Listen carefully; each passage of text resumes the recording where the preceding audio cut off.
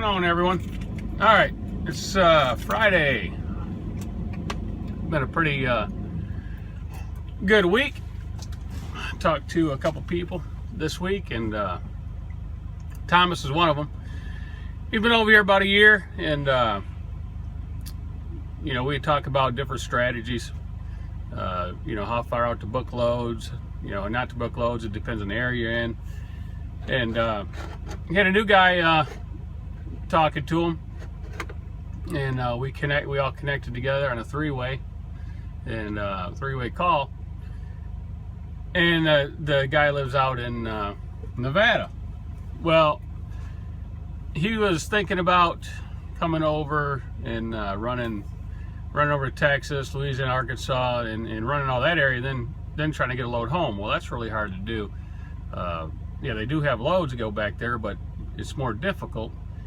And I told him about some people I know that run around in different areas. And then we got to talking, and it's so funny on how you don't get to meet people and things. And one thing I understand about in this business is there were several ICs out there that park their trucks in the Midwest and they fly home. I know one lives in Texas, another one in Florida, and a couple in California. And when I meet up with these gentlemen and I ask them, I find out that they fly home. I said, why do you do that? Oh, because the freight's better in the Midwest than on the East Coast or on the West Coast, or it's better on the East Coast. I was like, no, it's not. And me and Thomas were talking about it. We were looking at it, researching it, and it doesn't make any sense. There's plenty of loads on the West Coast that pay really well that run up and down the West Coast. And why, we even did a circle for the guy in Nevada, showed him how he could make a couple $1,000s after his truck payments and everything and still be home. And it doesn't make any sense to run your truck and have your truck 2,000 miles away from where you live and fly home, because you got to sit there, you got to stay out 5 or 6 weeks to make it work. And then you're away from your house, you're away from your family. Puts more stress on you.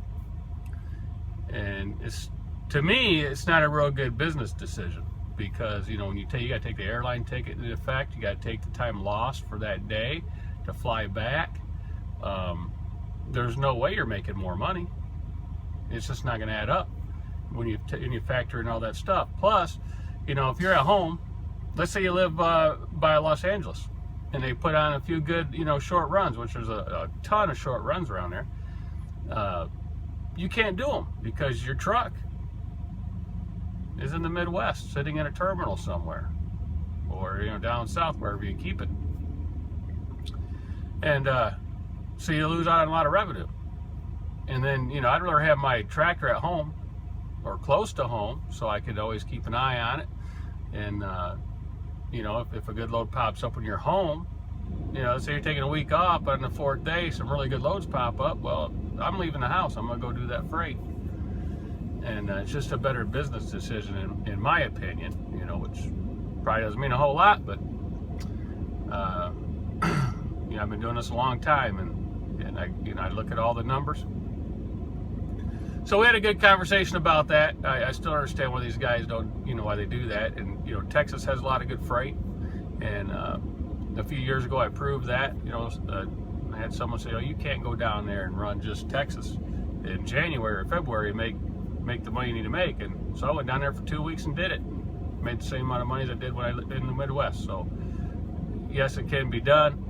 It can be done about in every area. You just got to do your homework, and that's what the guys don't do. They don't do their homework, because if they sat there and watched that load board in the area they live, they would find out that there's plenty of freight to make the money. And even if you made a little bit less per mile than, let's say, the Midwest, or the short stuff on the East Coast, or short stuff down around Atlanta or Dallas, when you factor in the travel time and the airline tickets and all that, you're going to be below.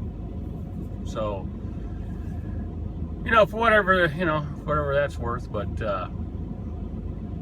it's better, if you run that area, two things are going to happen. If that gentleman does take the advice, he runs that area, and If he has a few short weeks, don't worry about it. You got to learn the area. And once you learn the area, two things are going to happen. One, you're going to get home more. If you have a spouse, you're going to have better home time, less stress, because if something happens at the house, you're only a day away, maybe 2 days at the max. You're not 4 or 5 days away. And it's a lot easier to run your business. You'll be happier. And you know what, guys? You're not going to get rich out here. And it's not all about making the money all the time. What you want is you want a balance. You want to get a real good balance of home time and your money. Okay, so you don't have to make as much money as you think you have to make. But if you can balance that out to where you got good home time and a decent paycheck, life on the road is a whole lot easier. All right, nice talking to you, Thomas, Stefan, and you know, I know I'll be talking to you guys again, and we'll see y'all later.